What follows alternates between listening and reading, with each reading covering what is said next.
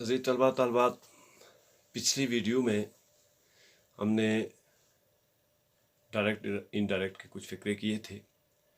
तो ये सिलसिला चूँकि ये काफ़ी लंबा सिलेबस होता है इसका, तो यहाँ पे एक वीडियो में तो हम सारे सिलेबस को कवर कर नहीं सकते हैं। उसके लिए फिर बार बार जो है वो मज़ीद वीडियोस बनानी पड़ती हैं और एक वीडियो में इतना टाइम कोई नहीं होता, वीडियो लंबी हो जाती है। फिर इसको अपलोड करने के इश्यूज़, आप तक पहुँचाने के इश्यूज़ भी होते हैं। तो इसलिए हम मज़ीद अपने उसी सिलसिले को उसी तरह से जारी रखते हुए हम मज़ीद जो वो वीडियोज़ को अपलोड कर रहे हैं। तो यहाँ पे आपने देखना ये है कि आपने पिछली वीडियोज़ को लाजमी देख लेना है। अगर आप दरमियान में से वीडियोज़ शुरू करेंगे तो अगरचे उसमें कुछ बातें ऐसी जो हैं तो दोहराई जा रही हैं, लेकिन बहुत सारी बातों को अगर दोहराएं पिछली 6 वीडियो 7 8, तो ये तकरीबन ये 8वीं वीडियो है, तो इसलिए वो सारी चीज़ें दोहराना मुमकिन नहीं होता। दूसरा, प्रैक्टिस के लिए भी ज़रूरी है कि आप पिछली वीडियोज़ को भी देखें और इस वीडियो को भी आप गौर से देखें। तो इसके लिए चूँकि कंप्यूटर स्क्रीन वहाँ पे सेंटेंस का लिखा हुआ होना और वहाँ पे फिर आपको बताया जाएगा, तो वो हम कंप्यूटर स्क्रीन के ऊपर इन वीडियो मज़ीद जो वो वीडियो को देख लेते हैं ताकि आपको बेहतर अंदाज में बात समझ आ सके। डायरेक्ट इनडायरेक्ट की प्रैक्टिस का सिलसिला जारी है। तो अब हम थोड़ा सा जो सेंटेंसेस हैं उनका सेंस चेंज हो रहा है। अब imperative sentences in both form of direct and indirect narration and their change, ये जो है हमारा अब ये टॉपिक है। तो इस पे कुछ प्रैक्टिस कर लेते हैं। सबसे पहला फ़िक्रा है he says to the peon, comma inverted commas begin ring the bell, inverted commas करो full stop। तो ये यहाँ पे he says to the peon, यहाँ पे याद रखें कि ये रिपोर्टिंग स्पीच का टेंस या फेल हाल है, तो रिपोर्टेड स्पीच का टेंस तब्दील नहीं होगा। इसीलिए he says to the peon. पहली बात यह है कि इस फिक्रे को गौर से देखें तो इसमें ऑर्डर दिया गया है रिंग द बेल पीएन को, तो इसलिए इसी हिसाब से हम इसको ई ऑर्डर्स में तब्दील कर देंगे। ई ऑर्डर्स चूँकि सेज है तो इसको हम इसी तरह से इसको ऑर्डर नहीं करेंगे बल्कि ऑर्डर्स, चूँकि ये फेल हाल में ही रहने देंगे।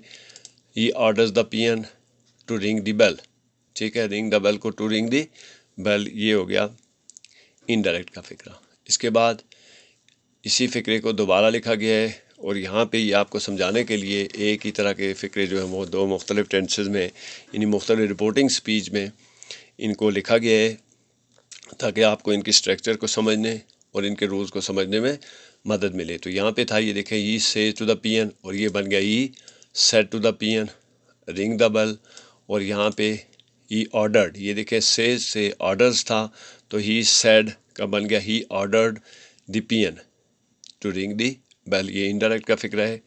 उसके बाद the boy says to his father, यहाँ भी आपने गौर से लिखना है says to his father, reporting speech है और इसका टेंस कौन सा है, फेल हाल है। Comma inverted commas begin please accept my application, और ये डायरेक्ट का फ़िक्रा है, इन्वर्टेड कॉमर्स क्लोज। तो यहाँ पे जो है आप देखें इसको, अगर गौर से आप इसे देखें तो यहाँ पे आपको द बॉय और फादर उसका रिलेशन है और एप्लीकेशन के कबूल करने की बात है, तो ये एक्सेप्ट हो जाएगा, एक्सेप्ट एप्लीकेशन है। तो इसके लिए फिर ये एक वर्ड यूज़ करेंगे, क्योंकि हमें नज़र आ रहा है कि यहाँ पे जो बॉय है वो रिक्वेस्ट कर रहा है।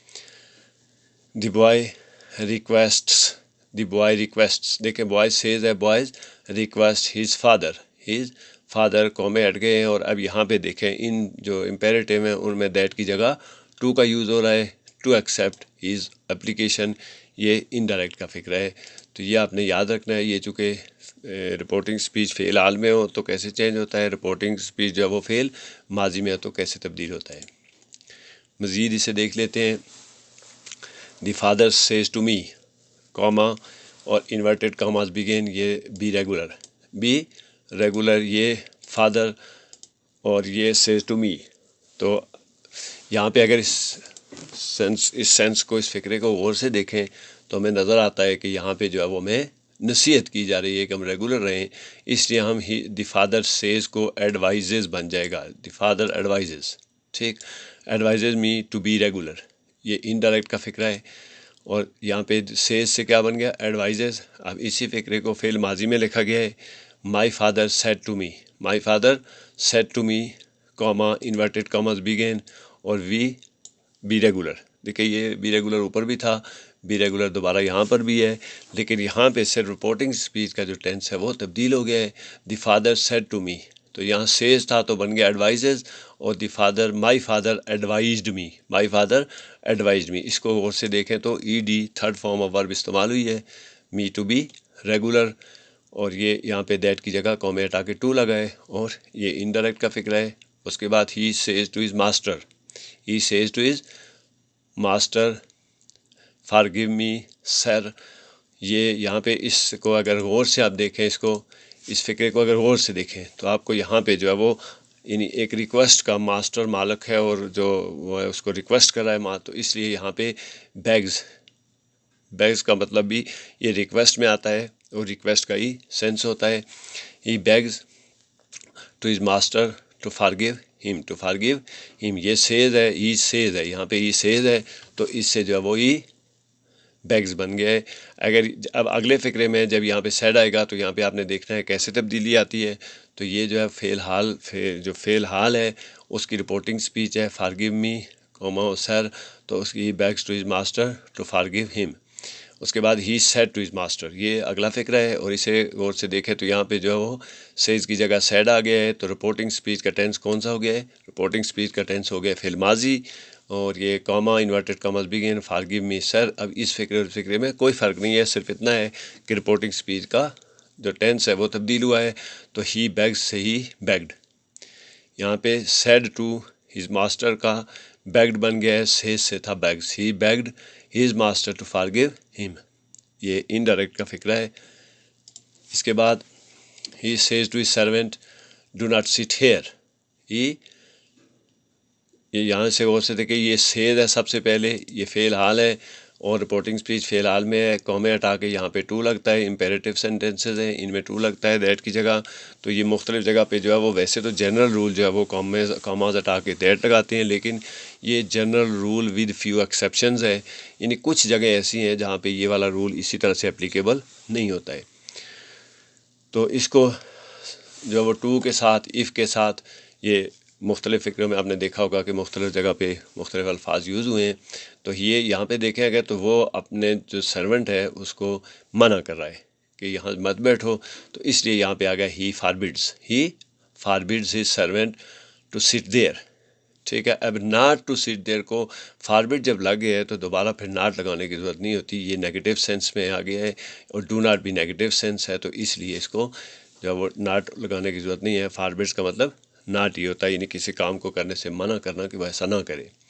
अब यही दोबारा he said to his servant comma inverted commas begin, और ये do not sit there full stop inverted commas close, ये डायरेक्ट का फिक्र है। यहाँ पे देखें फॉरबिड से बन गया ई forbade he servant to sit there, तो यहाँ पे नॉट टू डू नॉट की ज़रूरत नहीं है, फॉरबेड में वो उसका सेंस जो है वो नेगेटिव सेंस या मना करने का सेंस जो है वो मुकम्मल हो गया है। उसके बाद he said to his servant polish my shoes comma inverted commas begin polish my shoes full stop inverted commas close.